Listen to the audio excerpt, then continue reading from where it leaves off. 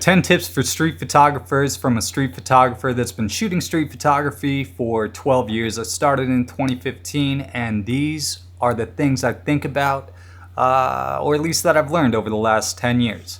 So, without further ado, I want to talk about these 10 things, but if you don't know me, I'm Renton Vlogs, aka TheSuperMediocre.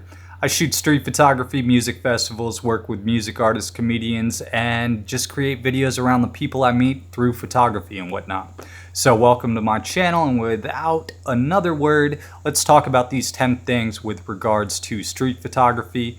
If you're a beginner, intermediate, you just want to get into doing it, maybe you got some mental blocks, here we go.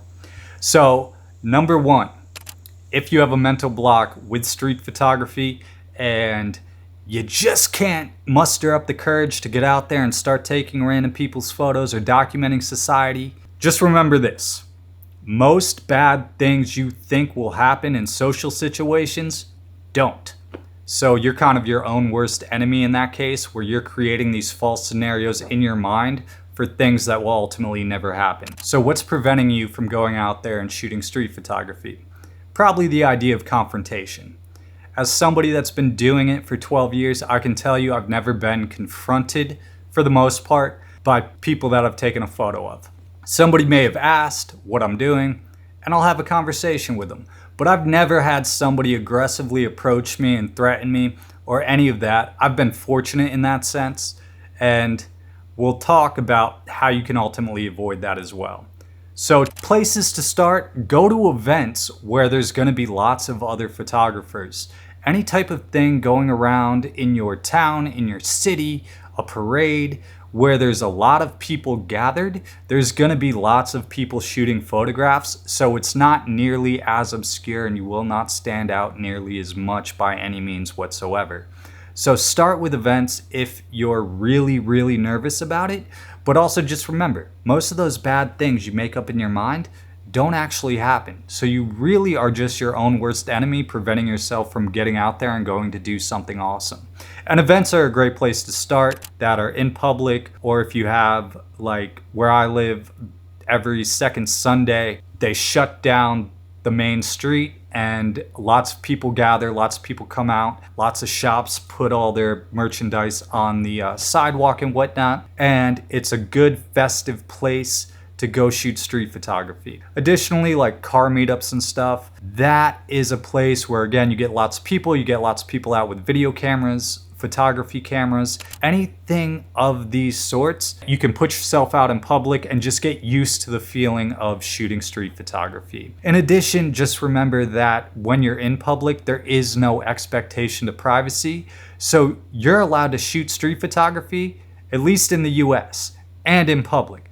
That does not mean go into businesses that are public businesses and start taking photos in the business.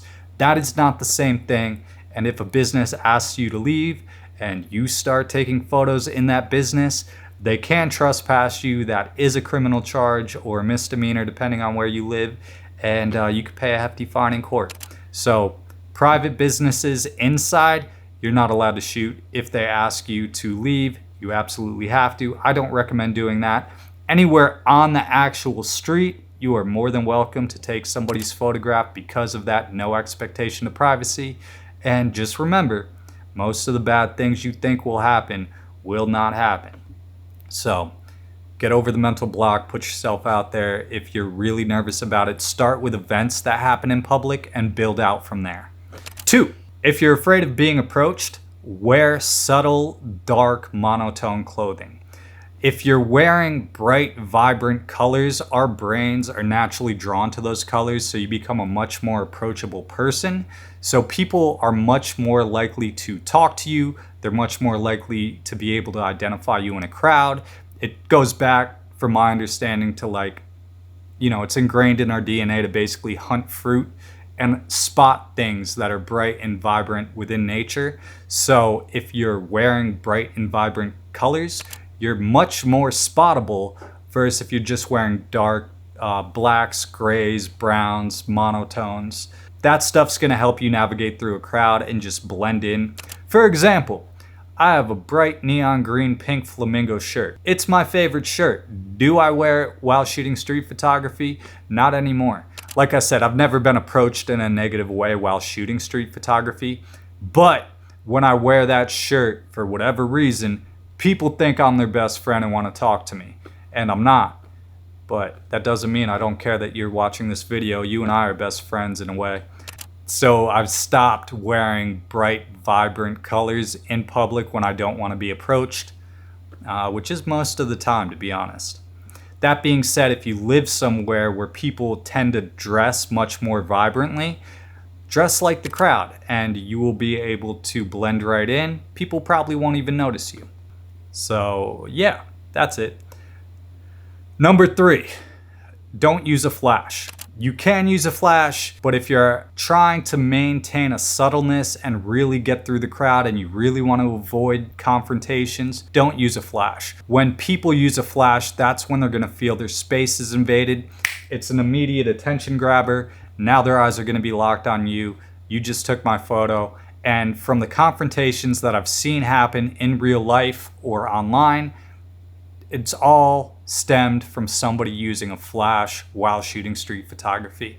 So if you can avoid using a flash, do it. You'll be much more subtle. You'll be able to navigate through the crowds. You'll be able to take the photos you want.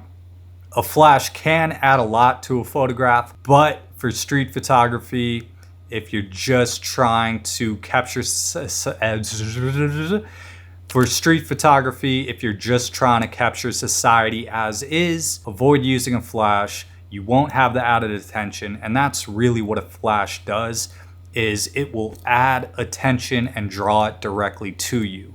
So by not using it, you can maintain your distance, and yeah, I find a flash to be invasive when shooting street photography. Everybody's got like the personal circle around them, where it's like, don't come within this distance of me. And when you do, they might say something to you or confront you. And a flash, even if you're 5-6 feet away, is going to open up that door for a confrontation. Especially if somebody's having like a bad day and just like you add that to it. My personal opinion, definitely avoid it. If you can, if you insist on using it, just be aware that you are opening the door for more of a confrontation versus not using a flash. Subtleness versus loudness. That's what we're going for here. 4, asking people to take their photo completely changes the dynamic of the photo, and there's an energy shift where what you're originally trying to capture may no longer be there. I do not consider asking people to take their photo street photography. I consider that street portraiture. Now, while that still happens within the street, while it still happens with an unplanned moment, you are then quickly planning a moment to do a brief photo shoot with a person and take their portrait. So I don't consider it street photography. It completely changes the energy of the initial photo you were trying to get. And there's that shift in dynamics between street portraiture and street photography. Street photography, you're ultimately capturing the essence of society or just people in their natural element without interfering with what's going on. With street portraiture, you're asking people to take their photo.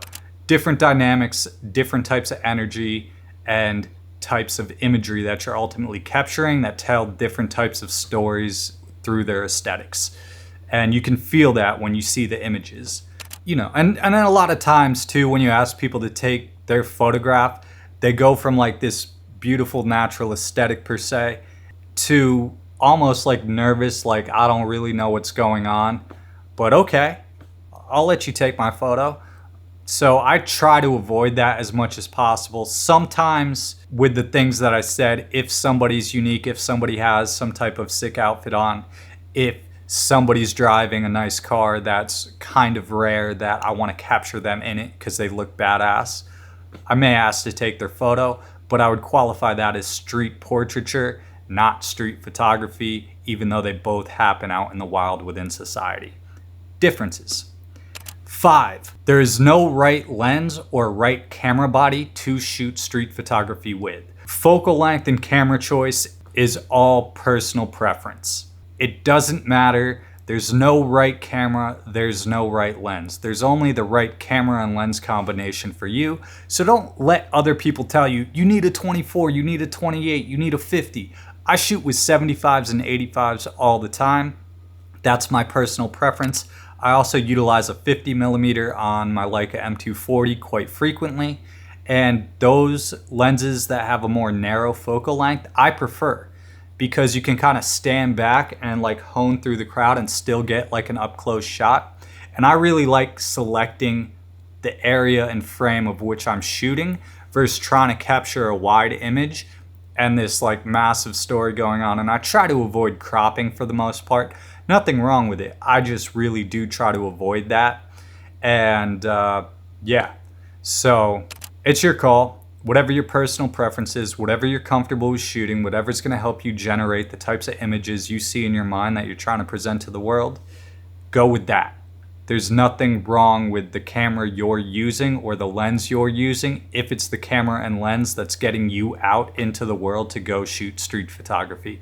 And that's what matters most. Is this camera getting you off your butt to go out there and shoot? And if it is, that's the right camera for you. If it's sitting on a shelf, sell it on eBay. So I kind of just answered 6. I shoot a lot at night. So if you're shooting at night and you don't want to use a flash and you want to maintain being discreet within the crowds you're maneuvering through, shoot with a fast lens. There have been a lot of third-party manufacturers that have entered the market that are much more cost effective. So you can get like a 1.2, a 1.4 for a few $100. Those lenses are going to be great for shooting at night. I highly recommend them if you want to shoot at night. In addition, I would say go with a full frame sensor, preferably around 24 megapixels. As you start to get more megapixels, you do see a little bit more noise creep in lower light situations. But if you have a fast lens paired with a large sensor and a fair amount of megapixels, but not too many, you'll still get super clean images. You'll avoid noise. You'll maintain discreetness by not using that flash. And you can go about your jolly way and shoot as much or as little street photography as you desire, but hopefully it's a lot. 7, and this is going to be complete discretion. Just because you can take the photo doesn't mean you should take the photo.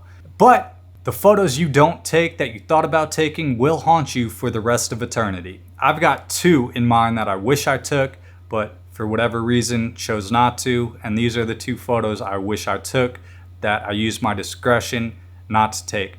The one wasn't really a discretion. I just didn't feel like hopping out of my buddy's car to take this. He was driving down Wilshire Boulevard in Santa Monica, and outside of like a Circuit City, there was a wall of TVs, and there was a homeless guy sitting dead center directly in front of the TVs on a spread out carpet with his legs crossed, staring directly at the TVs, like could not be bothered, and he had a popcorn next to him. And I wish I took that photo, but I didn't. It was a missed moment, a missed opportunity. If I could go back in time in that exact moment, would have hopped out my buddy's car and taken that photo and been like, yo, just drive around the corner, I'll meet you there. The second photo is a place where I did use my discretion, which was behind Gold's Gym in Venice Beach. At least at the time, there was like a homeless encampment built up there. But the Gold's Gym parking lot was also there. So I was going to the gym, and as I pull around the corner off of Rose Avenue, there's a guy, shirtless, Pooh Shiesty mask on, jeans, feeding the birds, tossing like bird seed or whatever he had, with a bunch of birds around him at like 7 in the morning as the sun's kind of rising. Great lighting. The thing is, I used my discretion because of the difference in dynamics in terms of where we were in life. I'm pulling around the corner in a BMW. I got a $10,000 camera set up next to me. Pulling over to the side of the road and just hopping out of my car and going to take that photo would not have been the right situation for that. Had I driven up, parked around the corner, and kind of walked back around, probably could have taken it, wouldn't have felt weird about it, but missed moment, the guy probably wouldn't have been there. At least that's what I tell myself in my mind.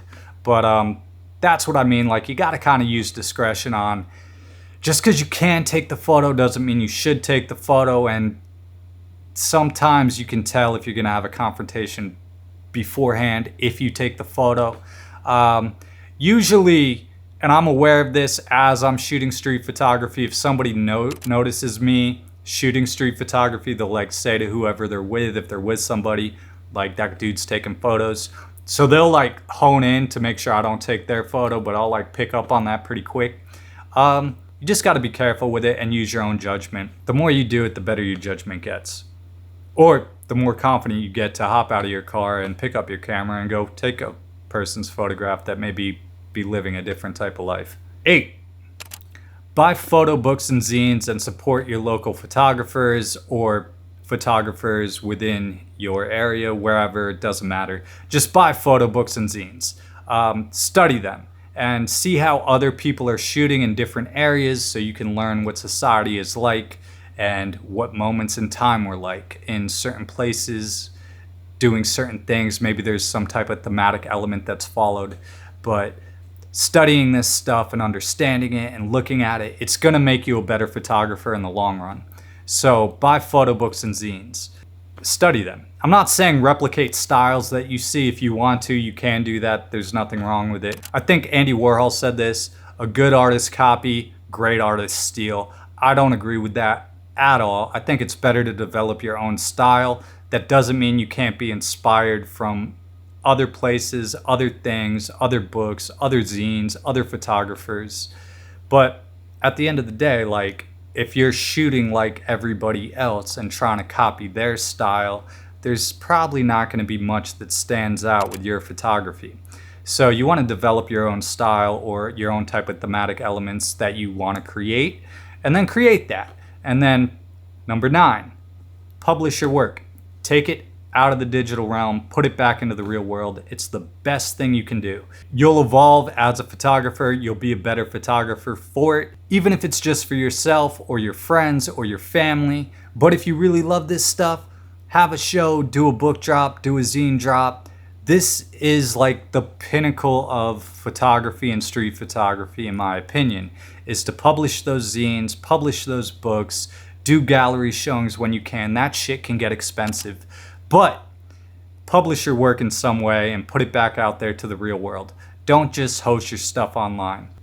And if you live online and you only put your work online, you're really limiting yourself as a photographer and a street photographer. Publish your work. And number 10, where we started this, most of the bad things that you think will happen do not.